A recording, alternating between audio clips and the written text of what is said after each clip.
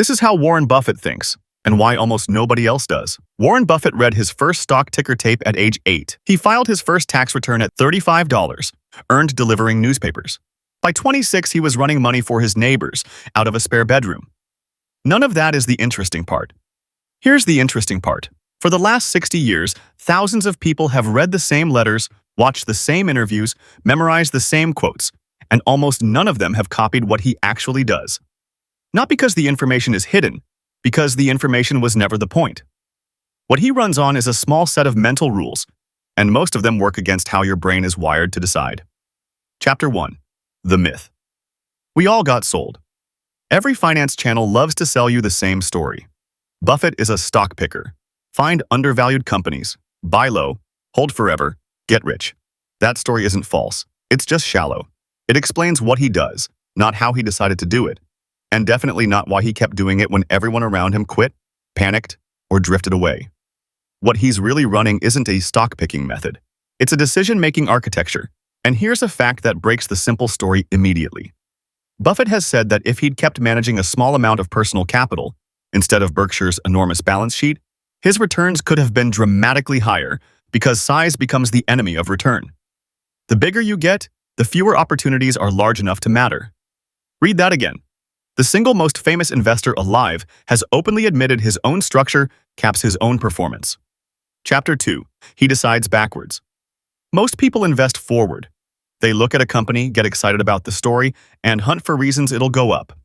Buffett and his partner Charlie Munger worked backwards instead, borrowing an idea from the 19th century mathematician Carl Jacobi. Invert, always invert. Instead of asking, how do I win here, the real question is, what would guarantee I lose? And how do I make sure none of that's true? Here's why that matters biologically. Your brain's dopamine system rewards you for imagining upside. It does almost nothing to reward you for imagining ruin. So the natural human decision process is upside biased by default. Buffett's process flips that reward loop. He spends more energy hunting the failure case than the success case. And that single habit explains something people find almost impossible to believe. He's turned down deals that later became massive winners. Not from missing the upside, but from failing to rule out one failure mode fast enough. Missing a winner costs him nothing he can measure. One catastrophic loss could cost him everything compounding was going to build. So the rule is asymmetric on purpose. If you can't kill the downside case, you don't play. Only once the failure modes are neutralized does the upside even enter the conversation. Chapter 3. Allergic to maybe. Here's a number that should stop you. Across a career spanning more than 7 decades, Buffett has said the genuinely great decisions that built the bulk of Berkshire's value could be counted on roughly 2 hands. 2 hands. 60-plus years. Compare that to the average fund manager who has to make dozens of good enough calls a year just to justify their fee. Buffett's model is closer to a baseball idea from Ted Williams. You don't have to swing at every pitch. In investing, there's no called third strike. You can watch 1,000 go by and never once be forced to act. This is the part almost nobody replicates, and here's the psychological reason why. Doing nothing feels like failure to almost every professional decision-maker on Earth. Fund managers get paid to act. Analysts get promoted for having opinions. Buffett built a structure specifically so he never has to prove his intelligence on a schedule. No quarterly pressure.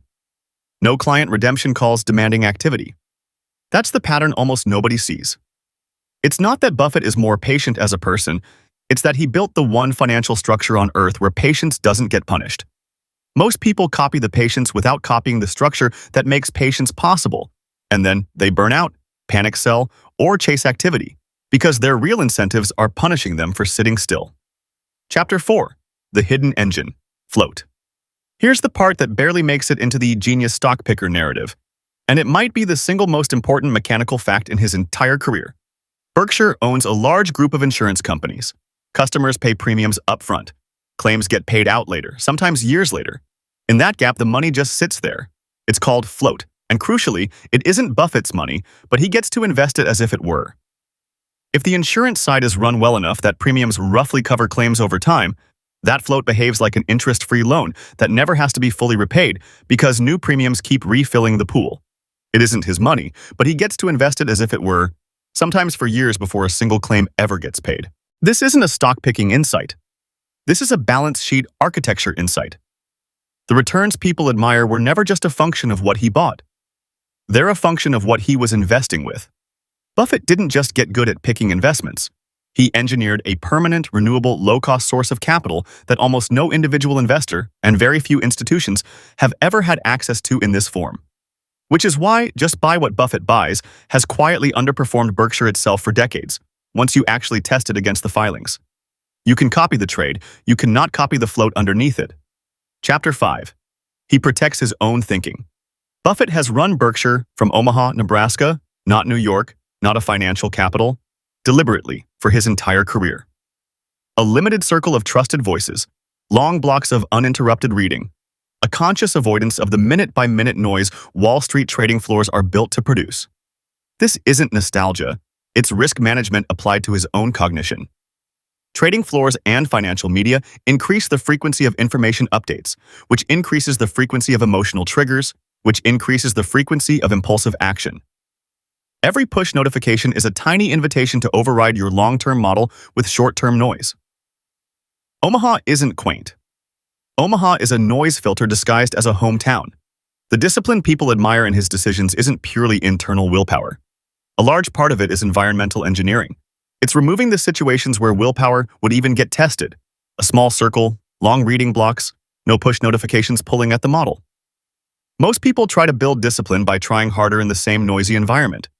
Buffett's approach was to redesign the environment so the noise never reached him in the first place. Chapter 6. Why nobody can copy this. Point 1.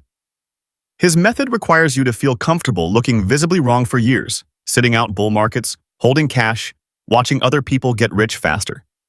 Almost every human incentive punishes exactly that, in real time, long before it pays off. Point 2. His capital source, insurance float, isn't available to most individuals or even most institutions in the same form. You can copy the philosophy. You cannot copy the balance sheet. Point 3.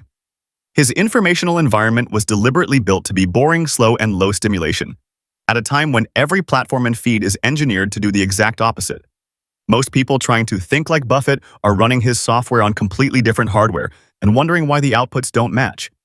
Here's the uncomfortable takeaway. It was never a stock-picking skill gap between him and everyone else.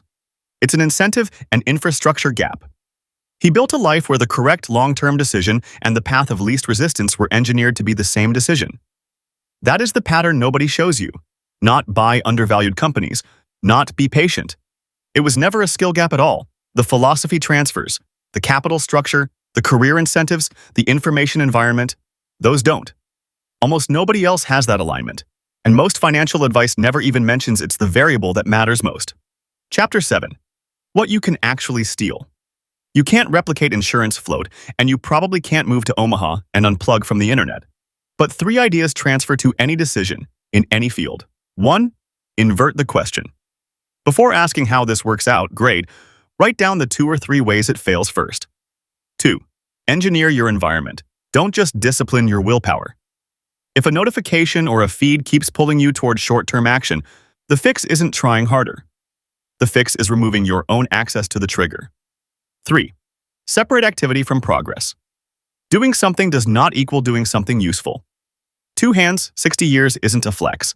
It's a description of someone never rewarded for pretending to be busy. The lesson was never the stock picks. So next time somebody says they're going to invest like Warren Buffett, ask them which part. The stock picks are the least interesting thing he ever did. Inversion, structural patience. Float, a deliberately boring information diet.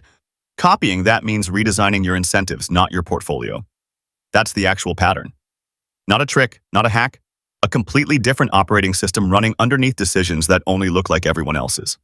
If this reframed how you think about him, subscribe, because the next one breaks down the guy Buffett himself has called his intellectual equal and why almost nobody remembers his name.